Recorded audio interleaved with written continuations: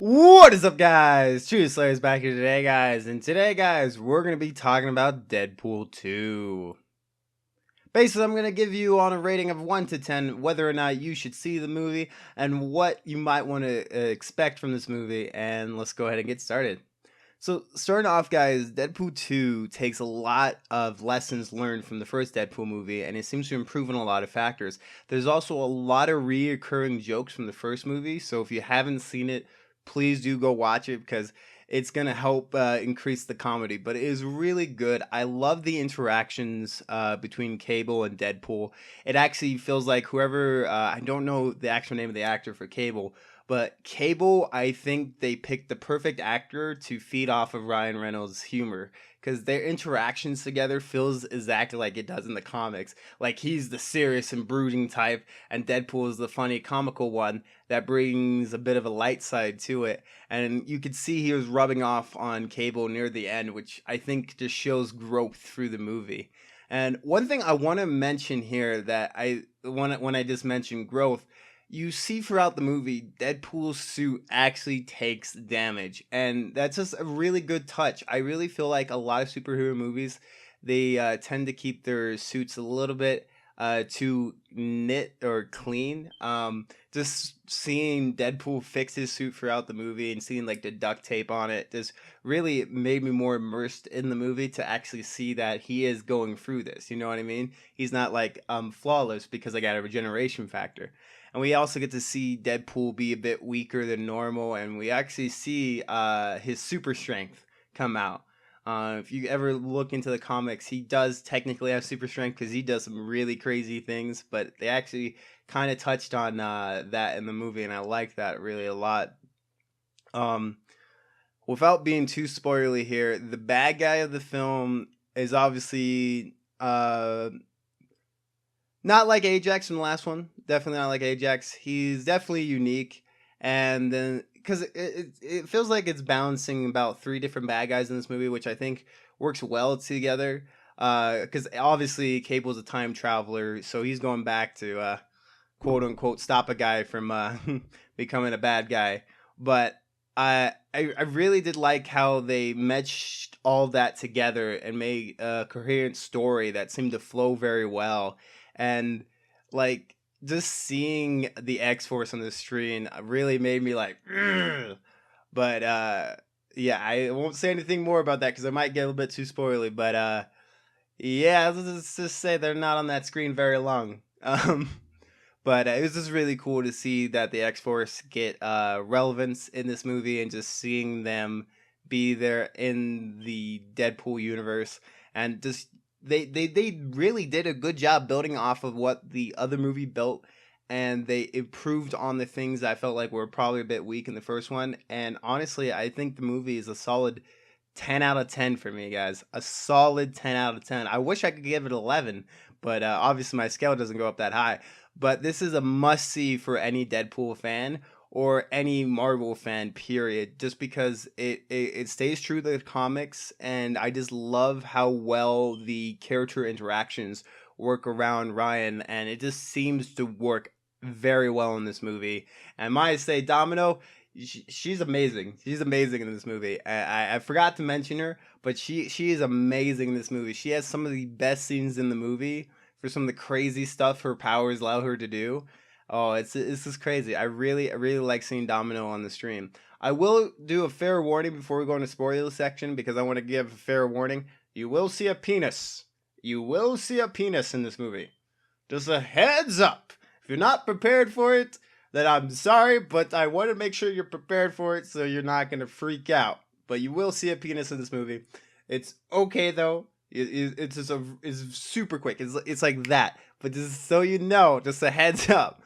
Because I know if someone told me going into the theater that I was going to see a penis, I would have been more prepared for it. So just want to throw that out there. But yeah, 10 out of 10, guys. Definitely go see this movie if you like comedy, as well as it is technically a quote-unquote family movie. At least that's how Deadpool puts it. It's definitely something I would recommend to watch for a lot of people. Now, Obviously, if you're underage, watch it with an adult, quote unquote. But I really do think you guys should watch it. Well, guys, we're gonna go ahead into the spoiler section, guys. So let's go ahead and do that. Cover your ears, cover your eyes. It's spoiler time. I don't even think I'm doing that jingle right. I think it's changing over time. But guys, we're in the spoiler section now. So I really okay. First thing I want to say in the spoiler section, guys, is I was kind of like, what the WTF when the X-Force was immediately dead on screen. Yeah, they just immediately die. Like as soon as they make the team, everyone but Deadpool and Domino are dead. And I'm just like, wait, what? That was super quick. Now, obviously, Terry Crews, who plays God, what is his name? I can't remember his name at the moment. But he crashes into a bus. And I think he was getting resuscitated. So he's technically not dead. Now, obviously, we find out that what is it? God, I'm so bad with names right now. But the normal guy on the team, the guy with no powers, he dies. Everyone dies. One dies from a wood chipper. One dies from a bus. One dies from an electric. Like I don't know if they're all dead because, like I said, Bedlam. That's his name. I remember now. Bedlam. He crashed into a bus. Yeah. So luckily though, even though all the X-Force die in the movie, at the end, the end credit scene before the it's actually before the end credits. It actually shows Deadpool fixing everything. Like he knows exactly what to go back and fix. Like he went back in time and killed the Deadpool that had his mouth sewn shut that everyone hated. He double made sure that guy was dead. He kept shooting the body. It was just really awesome. They definitely had to Hugh Jackman in to refilm that scene. So if you guys were wondering why he was showing up with so much of Hugh Jackman, that's probably why, because they were refilming that scene. But that was just perfect. And then he also killed himself, Ryan Reynolds, before he took the Green Lantern script. It just like it made all the wrong right. He saved all the X-Force. He fixed the things that the fans hated, and I honestly loved that end credit scene, and it was really good. And oh my god. What else do I want to talk about? Juggernaut. Juggernaut is in this movie. Oh my god, dude. When he's on screen, it is amazing. It's like, oh god, Juggernaut's here, guys. And I just love how Deadpool was taunting Juggernaut because he's like, I'm your biggest fan. I always wanted to see you running at me with murderous rage in a tent so I could see my reflection in your helmet. Like, I just love that. And he's like, not now, though. Gets ripped in half. Oh, my God, though. Juggernaut in this movie was perfect. I think he was the perfect bad guy for them to overcome in the fight. Now, obviously, there's multiple bad guys in this movie. Like, you have the kid, and then you have the guy that torments the mutants at this orphanage.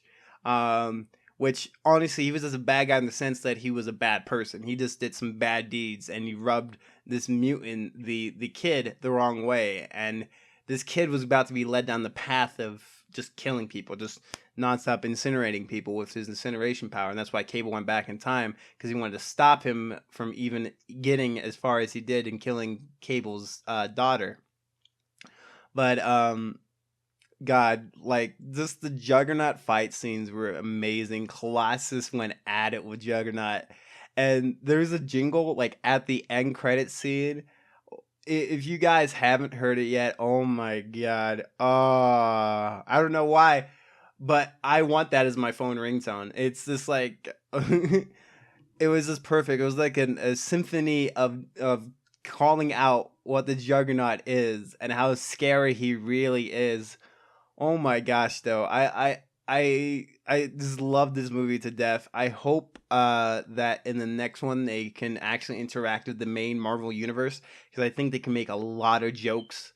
I really still want to see the Deadpool and Spider-Man relationship.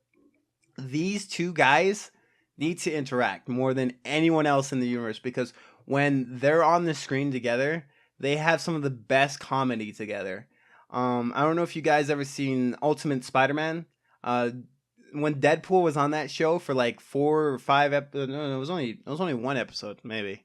I don't know. I think it was a little bit more. I could be wrong, but that episode was the funniest episode in all of that Spider-Man show. Just having Deadpool take over the show at the intro and just nonstop their bickering back and forth. It was just perfect, and I still want to see that. I want to see Ryan Reynolds interact with the main Marvel universe with Spider-Man. So hopefully that happens. Hopefully that happens. Now obviously if you've seen Infinity War, quote unquote, you know what happens. But hopefully they fix that quick, because I want to see Spider-Man and Deadpool together. Those two need to be together, like hands down. But other than that, for the spoiler section, guys, the jokes they made in this were so harsh to DC. It was really funny to DC, and I think Ryan Reynolds being able to improv as much as he does on these movies makes these movies even better, and I hope they keep that up. But other than that, guys, I'm going to end the review here. I hope you guys enjoyed. If you guys want to see more reviews in the future, please let me know what movie or TV show even do you want me to review in the future. Other than that, guys, remember to keep on chewing, and I'll keep on slaying. See all of you guys in the next video. Bye-bye!